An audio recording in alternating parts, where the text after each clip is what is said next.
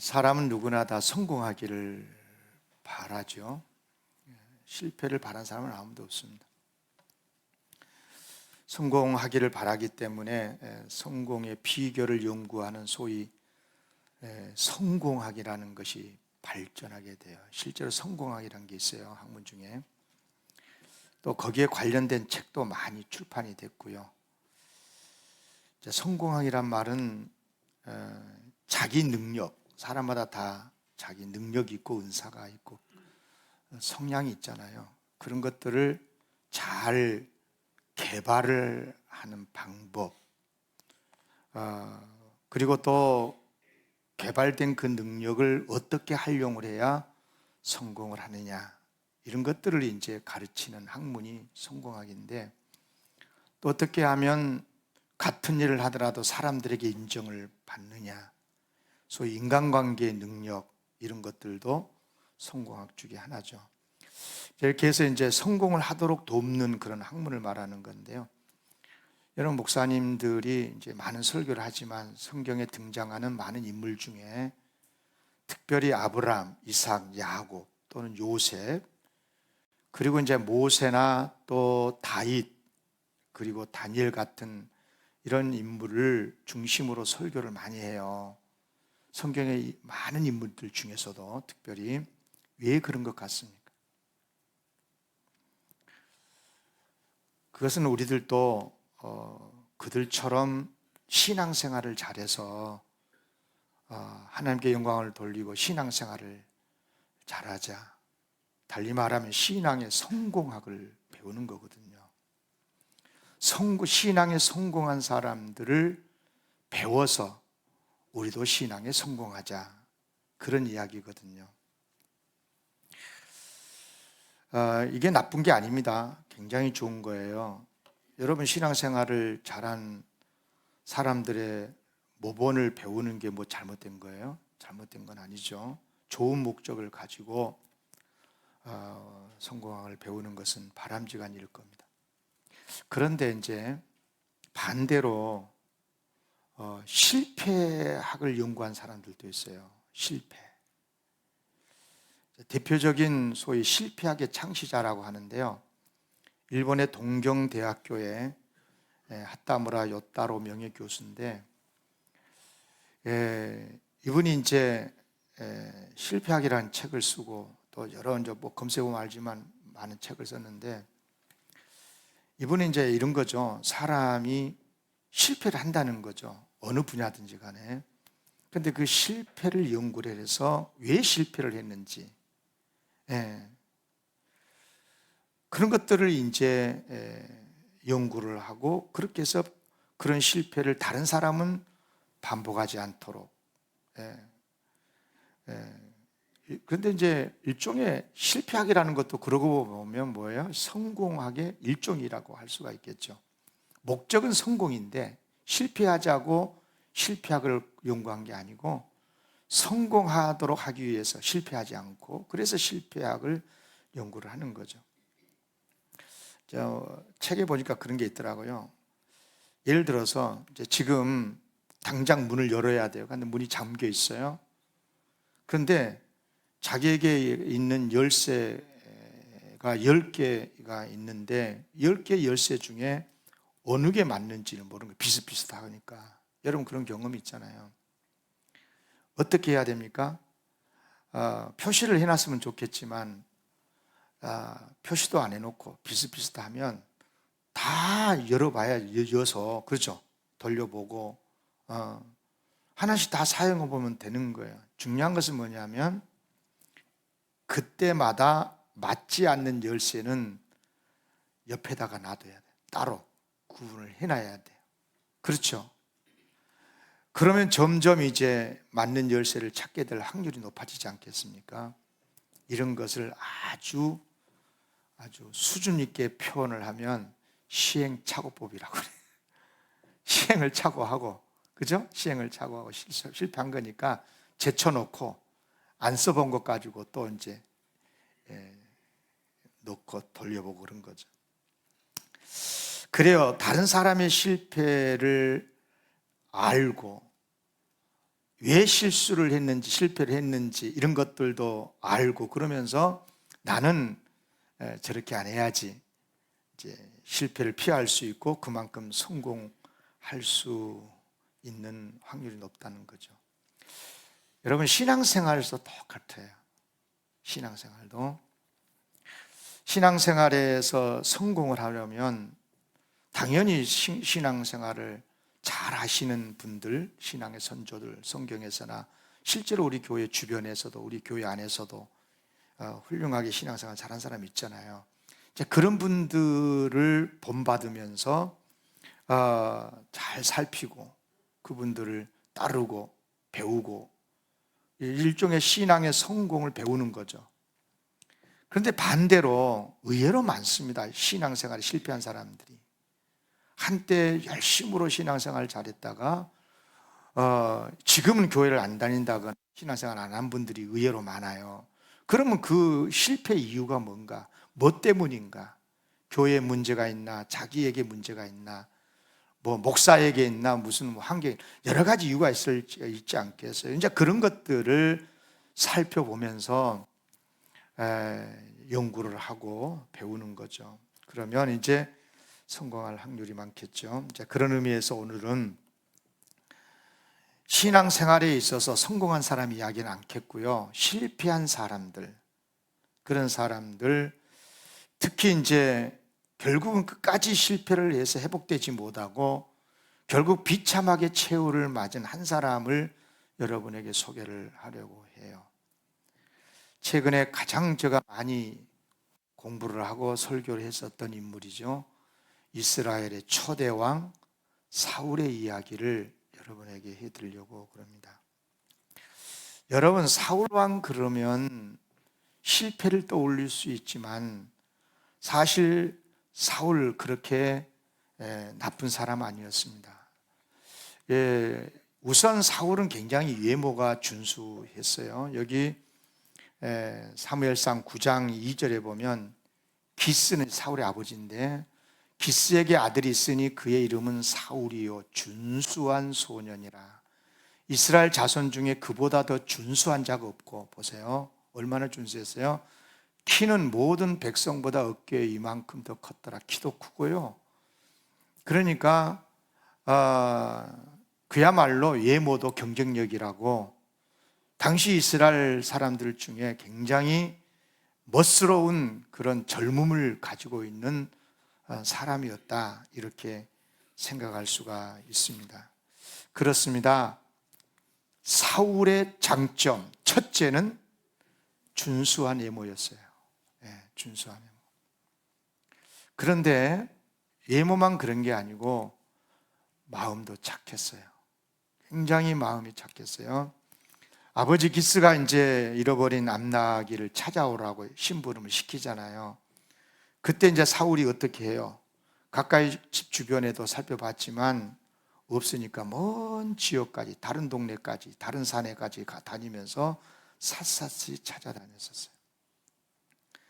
근데 이제 오랜 시간 찾지 못했을 때 걱정이 되는 거예요, 사울이. 뭐냐면 잃어버린 나귀를 찾는 것은 고사하고 아들 걱정 때문에 이것들이 안 돌아와 이렇게 되고 혹시 사고 났나, 이런 이제 아들 걱정에 아버지께서 마음 상하실 것을 염려해서 돌아오는데, 그럴 정도로 효심이 깊고 마음이 착한 사람이었었어요. 근데 이제 그때 이제 같이 동행했었던 종이 한 사람이, 사관이 한 사람이 있었는데, 종이 그러는 거예요. 이왕 여기까지 왔으니까 돌아가기 전에 하나님의 사람에게 가가지고 좀 기도도 받고 좀 물어보자. 하나님의 사자는, 하나님의 종 선지자는 잘 알지 않겠냐, 어디가 있는지 나귀가. 지금도 그렇게 묻는 사람이 있어요. 지금도 그런 사람 있죠. 아무튼 그래서 이제 사울이 찾아간 사람이 바로 사무엘이에요. 그렇게 해서 사무엘과 사울이 처음 상봉이 되는 거예요. 처음 만나는 거죠. 그렇게 해서. 그런데 그때 이 사울이 사무엘을 만났다는 것은 정말 그날이 일생일대에 사울이 정말 훌륭한 성공한 사람이 될 수 있는 터닝 포인트가 되는 그런 기회가 되는 거죠. 그날요, 사울은요 사무엘을 통해서 기도를 받고 놀라운 영적 체험을 해요. 성령님이 강하게 임하고요, 그리고 예언까지 하게 되는 체험을 하게 돼요. 예언 아무나 합니까? 못 하잖아요. 무엇보다도 장차 자기와 자기 집에서 일어나게 될 그런 내용의 예언을 받게 돼요. 그러니까 미래를 알게 된다 이 말이에요. 그래요, 사울은 예모도 준수했고 마음도 착했고 영적 체험도 했어요. 그런데 사울은 또 있어요. 겸손하기까지 했어요. 정말 겸손했습니다. 오늘 본문에 나오잖아요. 사무엘 선지자가 이제 이스라엘 백성을 미스바에 모아놓고 제비를 뽑죠. 물론 하나님이 선택했다는 것 사무엘은 알고 있어요, 사울을. 그런데 공식적으로 이스라엘 백성들 모아놓고 이제 공식 왕으로서 이제 피택해가지고 세우려고 하는 거죠. 그런데 이제 구약에 보면 제비 뽑기 그런 것 통해서 이제 많이 하는데, 이제 하나님께서 이제 택하신 이스라엘 왕이 누구냐, 제비 뽑기로 이제 알아보려고 했는데 사울이 뽑힌 거죠. 그런데 그때 사울이 어디에 있었냐 그러면 여기 22절 성경에서 보면 그가 짐 보따리들 사이에 숨었다고 그랬어요. 짐 보따리들 사이에. 그러니까 굉장히 좀 뭐라 그럴까, 좀 마음이 착하다 그럴까, 뭐라고 그래야 이런 거 보고. 그래. 아무튼 좀 숙기가 좀 부족하다 그럴까. 아무튼 착한 거죠. 마음이 착한 거죠. 그러니까 그런 사울의 모습을 보더니 백성들이 너무 좋아하는 거예요. 백성들은 이 착한 사람을 좋아하는가 봐요. 겸손한 사람 좋아하잖아. 그러니까 여기 보면 24절에 보면 모든 백성이 왕의 만세, 사울 만세하고 외쳐 불렀다 그러잖아요. 그러니까 국민들이, 이스라엘 백성들이 사울을 아주 좋게 여기게 된 거죠. 그런가 하면 사울은 포용력도 있었어요. 포용력도. 이제 이 사무엘 선지자가 이스라엘 백성이 사울을 왕으로 삼게 됐잖아요. 만세하니까 마침 그 옆에 있었던 어떤 불량배들이 27절 봐봐요. 이 사람이 어떻게 우리를 구원하겠냐, 이 사람이 무슨 왕이냐, 그러면서 멸시하고 존경은 고사하고 예물을 바치지도 않고 그랬잖아요. 그런데 사울은 잠잠하였더라 그랬어요. 그러니까 화내지 않고 그런 사람도 있지 하고 잠잠했다는 것 아니에요. 그만큼 포용력도 있었다, 그렇게 생각을 합니다. 뿐만 아니라 왕으로서 반드시 갖춰야 되는 것 하나가 바로 용맹스러운 건데, 사울은 용기 백배한 사람이었어요. 이제 12장에 11장에 넘어가서 가보면 암몬 나라의 왕이 이제 나하스인데, 이 나하스 군대가 이제 암몬과 이스라엘 경계에 있는 길르앗 야베스를 이스라엘 땅인데 침범을 한 거죠. 이제 그렇게 되니까 도저히 대항할 능력이 없는, 군사력이 없는 야베스 사람들이 우리 항복하겠습니다 두 손 들어버린 거거든요. 그런데 이 나하스가 얼마나 잔인한지, 너희들이 항복을 하려면 너희들 오른쪽 눈을 다 뺀 다음에 내가 항복 받아줄게, 그래요. 진짜 나쁜 사람이죠. 그러니까 이제 야베스 사람들이 이게 그럴 수는 없잖아요. 그래서 7일만 말미를 달라고 부탁을 하고, 이제 그때까지 자기들을 구원해 줄 사람이 없으면 그렇게 하겠다고 그래요. 그러면서 이제 야베스 사람들이 이 소식을 어디다가 전달하냐면 사울의 고장 기브아 사람들에게 알려요. 와서 좀 도와달라는 이제 요청이겠죠. 근데 이 소식을 들은 기브아 사람들이 통곡을 해요. 이게 큰일 났어요. 우리 자기들도 힘이 없는데 어떻게 하면 좋겠냐는 거죠. 왕도 없고, 이거 군사력도 없고, 군사도 없고. 그러니까, 그런데 이제 마침 밭에서 소를 몰고 오다가 이 소식을 전해 들은 사울이 얼마나 화가 났는지 소 한 쌍을 죽여갖고 각을 떠요. 그리고 이 각을 떠서 조각조각을 온 이스라엘 사람들에게 보내요. 그러면서 뭐라 그러냐면, 누구든지 나 사울과 사무엘을 따르지 않으면 그들이 가진 소도 다 이렇게 다 죽이고 각 떠버리겠다, 이렇게 이야기를 하죠.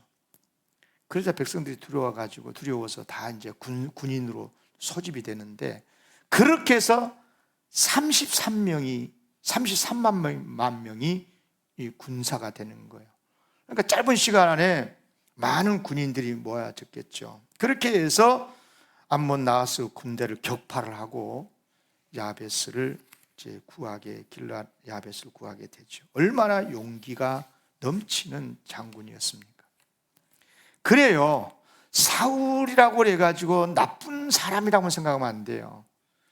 모든 부분에서 훌륭한 사람이었었어요. 아버지께 순종하고 효심이 깊었어요.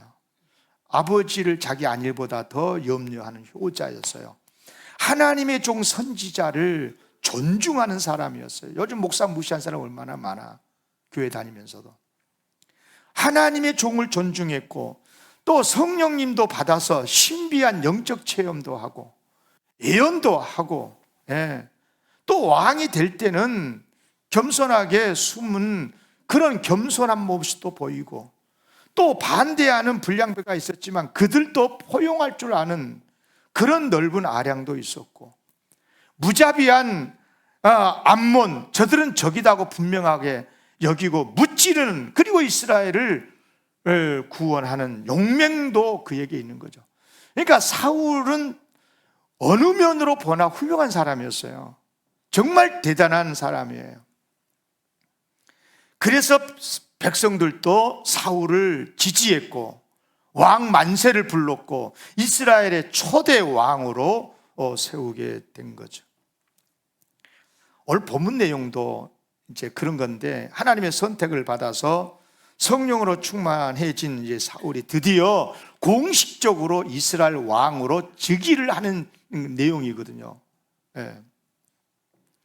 이른바 하나님께서 정하신 방법대로 제비 뽑기를 해서 선택이 되고 명실공히 백성들이 봐도 정말 저 사울은 우리의 왕이다, 왕 만세를 불 수밖에 없는 그런 현장이거든요, 오늘 본문이요. 물론 이제 실질적인 왕으로서의 일은 나하스를 격파하고 야베스를 구하면서 이제 왕으로서의 일은 본격적으로 시작합니다만은, 여기서 우리가 먼저 배울 게 있어요. 소위 하나님께서 일하시는 방법, 정말 중요한 겁니다. 우선요, 하나님께서는 무슨 일을 하시려고 그럴 때 가장 먼저 하시는 일이 있어요. 하나님의 뜻에 합당한 사람을 찾아요. 글쎄요, 무엇이 하나님의 뜻에 합당한 것인지, 어떤 사람이 하나님의 마음에 합당한 것인지, 뭘 보고 그 기준이 뭔지 저한테 묻지 마세요. 저도 몰라. 하나도 몰라. 성경에 뭐 하나님이 이런 사람을 좋아하신다, 저런 사람을, 그런 것은 좀 아니까 설교도 하지만, 왜 책에서 권사님을 권사로 세웠고 오경남이는 목사로 세우니 뭘 보고 그 기준이 뭔지 몰라. 조금 못된 것들도 있어도 하나님이, 그 하나님 마음이야 그냥. 그러니까 하나님의 뜻에 합당한 거죠 그냥. 그러다가 때가 되면 반드시 직분을 주셔요.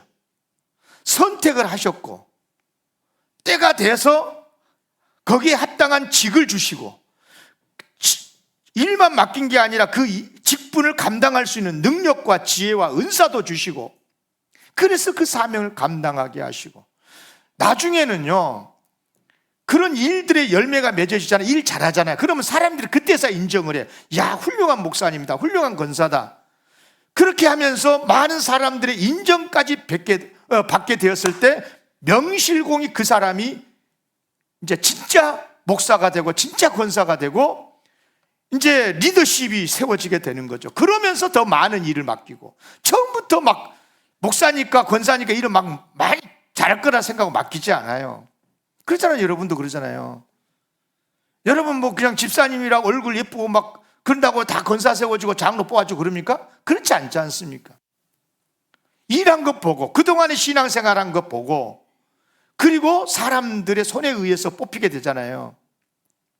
그러면서 더 많은, 더 큰 일들을 감당하게 하셔요, 하나님께서. 여러분 진심으로 축복합니다.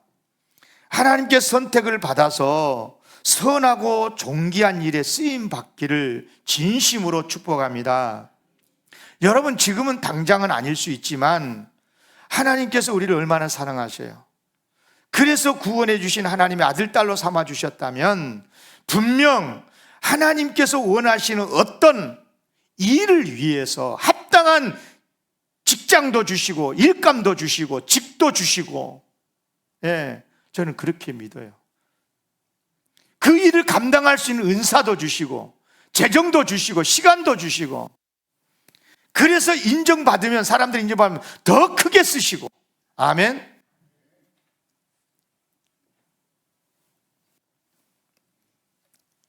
진심으로 그런 성도들이 되시기를 바랍니다. 그런데 아직 주지 않으셨다면, 나는 하고 싶고 나는 그 자리를 원하고 그런 사업을 원하고 성공하기를 원하는데 아직까지 주지 않으셨다면 이유는 딱 한 가지예요. 아직 시간이 필요하고 더 훈련이 필요하기 때문이라고 봐요. 그러나 때가 되면 반드시 기회를 주실 줄로 믿습니다. 근데 여러분, 직분을 받았다고 해가지고 저절로 그 직을 잘하지 않아요. 뭐 자리가 사람 만든다는 말도 있습니다만은 오히려 그 자리에 가가지고 그 자리를 취해서 얻어서 더 망한 사람도 많아요. 여러분, 굉장히 중요한 이야기를 우리가 지금 듣고 있어요. 직분을 받았다고 저절로 일을 잘하느냐, 그게 아니에요.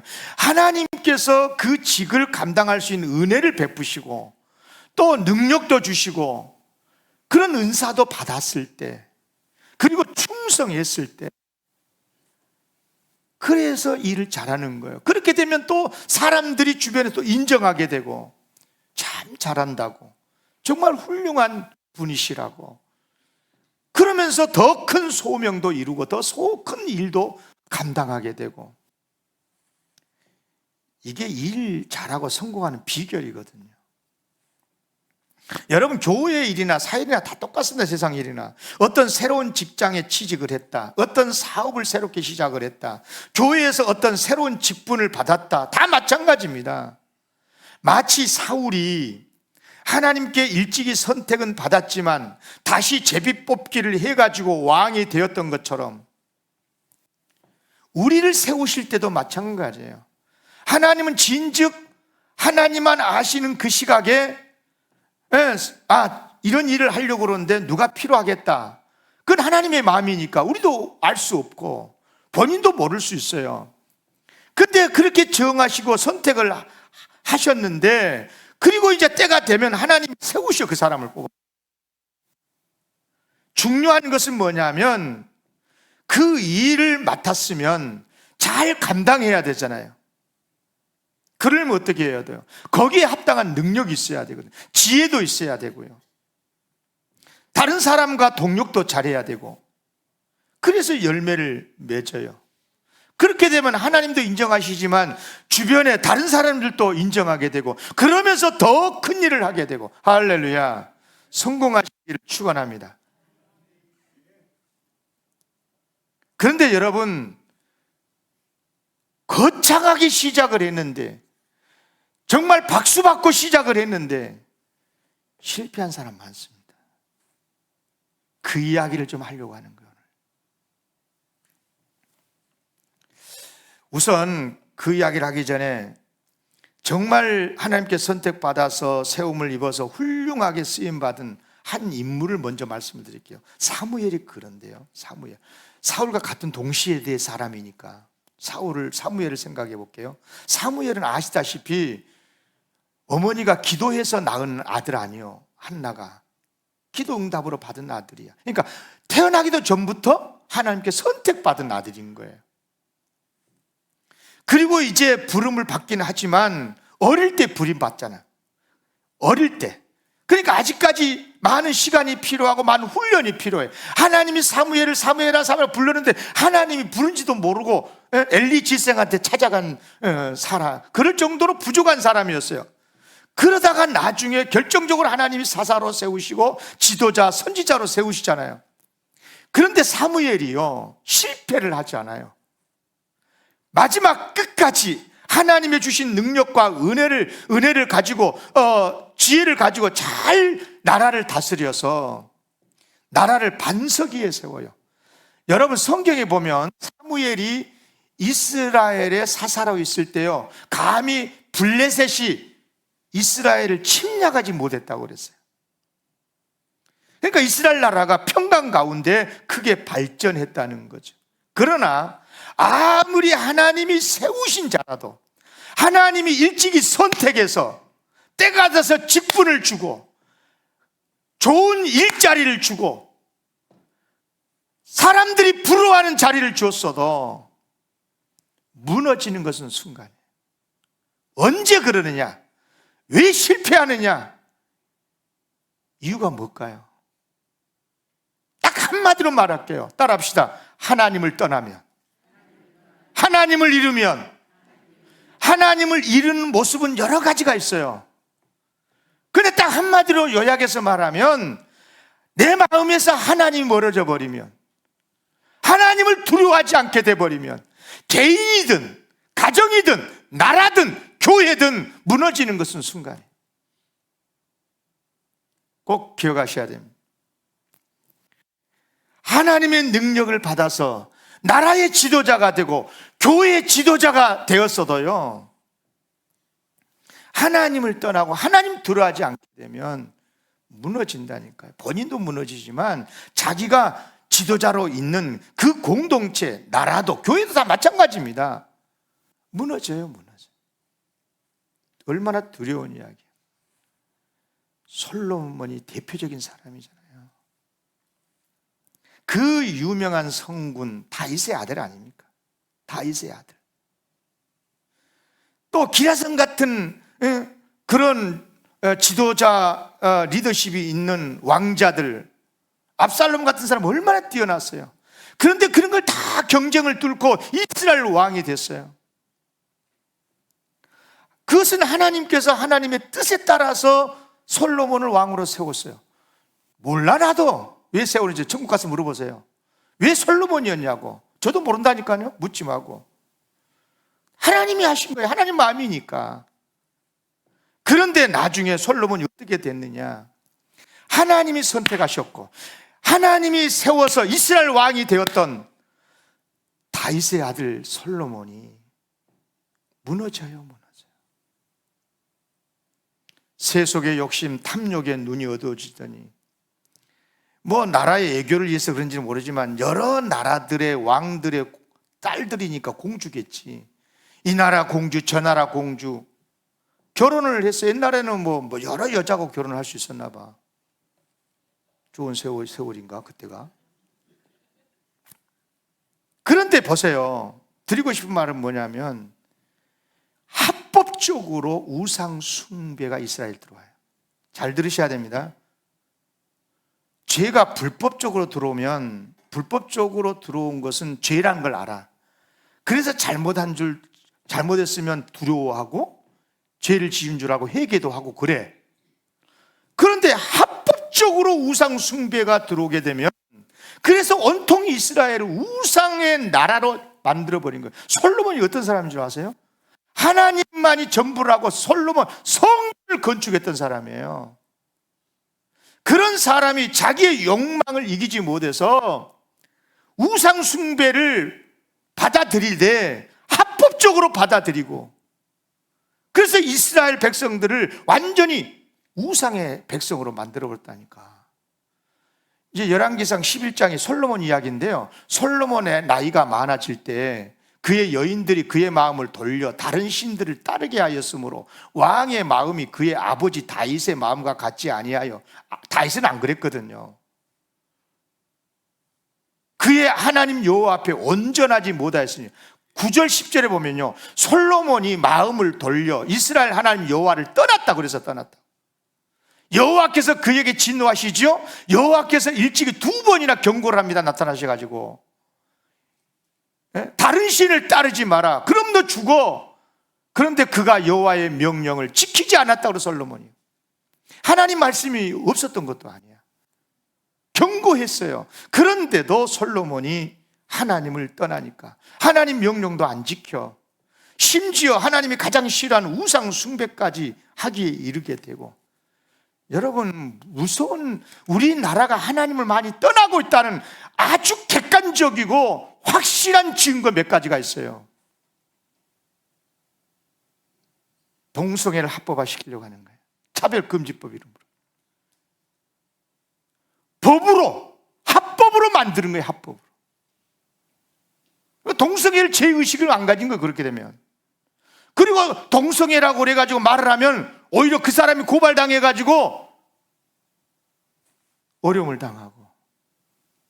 여러분요, 누가 뭐래도 죄는 죄인 거지 아닌 건 아닌 거잖아요.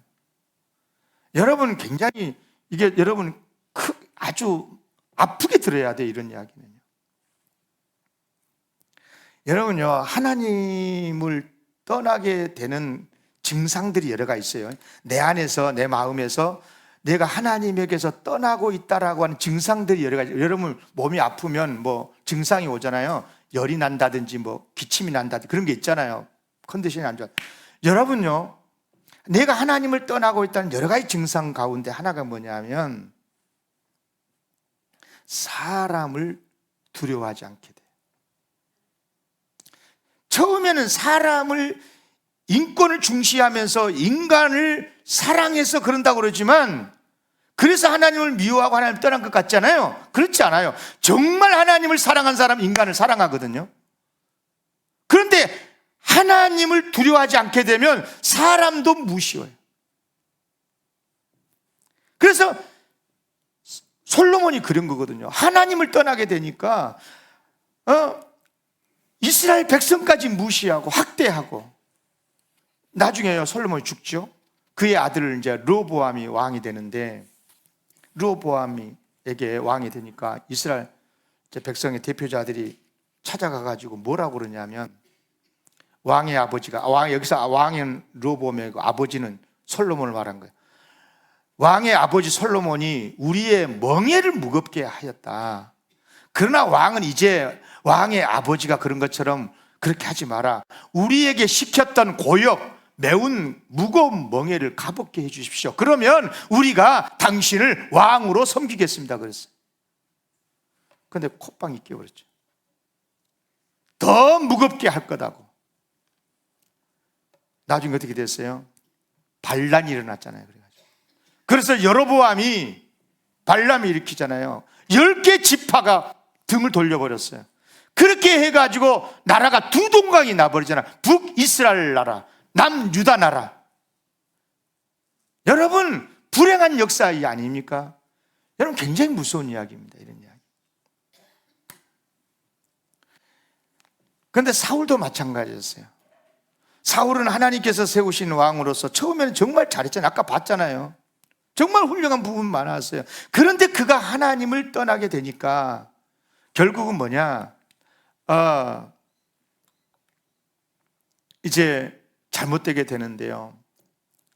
여러분, 아무리 하나님의 선택을 받고 기름 부음을 받고 거룩한 체험을 하고 뭐 사명을 잘 감당하고 한때나마 많은 사람들에게 인정을 받고 인기 높고 그랬어도요, 나중에 무너질 수 있어요, 사람. 여러분, 하물며 하나님이 세우신 사람도, 선택해서 세운 사람도 하나님을 떠나면 하나님이 그를 버리시는데, 하물며 애초부터 하나님이 세우지도 않는 사람은 어떻게 되겠어요? 술수 부리고 모략 부려서 하나님의 방법이 아닌 이상한 방법으로 왕이 되고 대통령이 되고 국회의원이 되고 목사가 되고 그러면 성공합니까? 아니요. 애초에 하나님은 그에게 관심도 없어요. 그러면 호세아 8장 4절에 그 말씀이에요. 그들이 왕을 세웠으나 내게 난 거 아니다. 그들이 지도자를 세웠으나 내가 모른다. 그들이 또 은금으로 자기를 위해서 우상을 만들 거겠지만 결국 파괴되고 말 거다. 두려운 말씀 하십니까? 그러니까 이런 겁니다.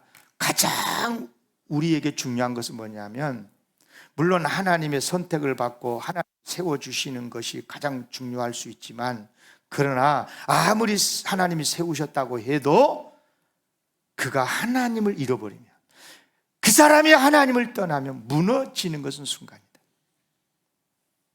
하물며 하나님이 세우지도 않았는데 인간의 이런저런 모략과 술수로 자리를 차지한다고 그 사람이 지도자냐? 그러지 않습니다. 망할 수밖에 없는 거예요. 물론 세상의 모든 역사는 다 하나님의 다스림 속에 있기 때문에 하나님이 하신 일일 수도 있겠지만, 그런 의미에서 악한 자가 왕이 되는 것도 하나님의 넓은 의미에서 섭리 안에 있을 수 있어요. 그러나 아닌 건 아닌 거거든요. 아무리 왕이 되었어도 하나님의 방법으로 된 게 아니라면 그는 하나님 세우신 왕이 아닌 거예요. 자기의 어떤 깨에, 자기의 모략과 자기의 욕심, 악한 방법으로 어떻게 국민들을 속이고 사람들을 속이고 선동해가지고 지도자가 되는 것뿐인 거예요. 그런 사람은 멸망하는 것은 뻔한 것입니다. 여러분, 이런 하나님이 그냥 몰라서 가만 계신 게 아닌 거예요. 이런 말을 신학적으로 어려운 단어예요. 유기. 그런데 쉽게 말할게요. 유기견 아시죠? 유기견이 뭐예요? 주인 잃어버리고 버려진 개 아니에요. 지 마음대로 다니는. 여러분, 개는 개라도 유기견이 되면 쓰겠어요? 여러분, 비록 그가 지도자일지라도 하나님이 세우지 않고 하나님이 선택하지 않는 지도자는 지도자일 수가 없는 거예요. 그러니까 무조건 자리 탐하면 안 되고요. 하나님의 선택과 하나님이 세우시는 은혜가 있어야 될 줄 믿습니다. 그리고 하나님이 세우셨더라도 끝까지 겸손하고 끝까지 바르게 해야 될 줄로 믿습니다. 그러니까 충성하는 것도 좋지만 더 중요한 것은 하나님께서 세우셨냐는 것이고, 그리고 하나님이 세우셨더라도 더 중요한 것은 뭐냐? 하나님을 잃어버리지 않아야 되는 거예요. 아멘. 그래서 조심스러운 이야기지만 이 말씀을 하고 마칠게요. 교회가 세웠다고 해서 다 하나님이 세우신 종은 아닌 것 같아요. 정말 아픈 이야기입니다. 왜냐하면 하나님의 뜻에 합당하게 하나님의 방법대로 바르게 세워져야 하나님이 세우신 종이에요. 그리고 더 안타까운 것은, 그런데 교회나 노회나 총회를 가서 보면 일꾼을 세울 때 하나님 방법이 아니라 부당한 방법으로 세우고 있는 게 있더라. 이게 아픈 이야기죠. 또 하나님께서 세우셨고 능력까지 주셔서 사명을 잘 감당했더라도 끝까지 잘해야 돼, 겸손하게. 근데 사람 참 약해요. 능력이 없어서 일 잘 못하는 것도 안타깝지만 일을 잘해놓고도 문제가 되는 경우가 있어요. 사람이 참 안 그럴 사람 같은데 교만해져요. 예. 여러분, 일 못해가지고 교만한 사람 별로 없더만. 다른 사람이 교만하지. 그러지 않습니까? 그래서 자기 마음대로 하고 큰 소리 치고 그러면 말 안 듣는데, 그냥 사람 알아보지 못한 교회 뭐가 내가 있냐 그러고 교회를 떠나고, 그러다가 더 큰 벌 받고. 여러분, 성공에서도 배워야 될 게 많지만 실패에서도 배워야 돼요. 아니, 꼭 배워야 됩니다. 꼭 배워야 돼요. 세상 일도 그렇지만 교회 신앙생활에서도 마찬가지. 여러분, 그래야 실패하지 않고 하나님이 기뻐하시는 성도가 되게 될 줄로 믿습니다. 수요예배 때마다 계속해서 사무엘상을 통해서 사울의 이야기, 특히 사울의 실패하는 이야기를 계속 지금 수요일에 설교하고 있는데, 그래서 이제 오늘은 구체적으로 사울이 무엇을 실패했느냐는 것은 설교 안 했어요. 내용은 없어요. 그런데 단 한 가지만 꼭 사울의 실패에서 이것 하나만은 잊지 않으면 돼요. 다 같이 읽겠습니다. 시작. 하나님께서 세우신 사람이라도 얼마든지 악한 자가 될 수 있다. 하나님이 세웠으면 선해야 되고 바르게 돼야 되고 복돼야 되고 하나님께 영광을 돌려야 되는 게 맞잖아요. 그게 상식이야. 그런데 그러지 않을 수도 있어요. 이건 정말 슬픈 이야기야. 하나님이 안 세웠다면 모르겠지만 하나님이 세우셨는데도 악한 자가 되고 무너지기도 해요. 이유가 뭘까요? 하나님을 잃으면 그래요. 하나님을 잃게 되면 그럽니다. 우리 영광교회, 저는 출석하는 모든 성도님들이 신앙에 성공하기를 바랍니다. 세상의 일에서도 실패하지 말고 성공해야 되겠지만 그래도 다시 재기할 수 있어요. 또 하나님의 선하신 뜻도 그런 가운데 있더라고. 그러나 신앙에 무너지면요, 신앙 무너지면 끝이에요. 이건 진짜 끝인 거야. 사람, 우리 시간 많지 않아요. 많지 않습니다. 끝까지 믿음으로 승리하십시오. 여러분, 나는 아니라고 하지 마세요. 베드로도 나는 아니라 했는데 금방 부인했어요. 내가 좋아하고 내가 따르는 지도자는 아니라고 하지 마세요. 그 사람 무너질 수 있어요. 그러니까 무슨 말이냐면 겸손해야 한다는 거예요. 끝까지 겸손하고 끝까지 하나님만을 의지할 때 하나님께서 존귀하게 세워주실 줄로 믿습니다. 기도하겠습니다. 하나님 아버지,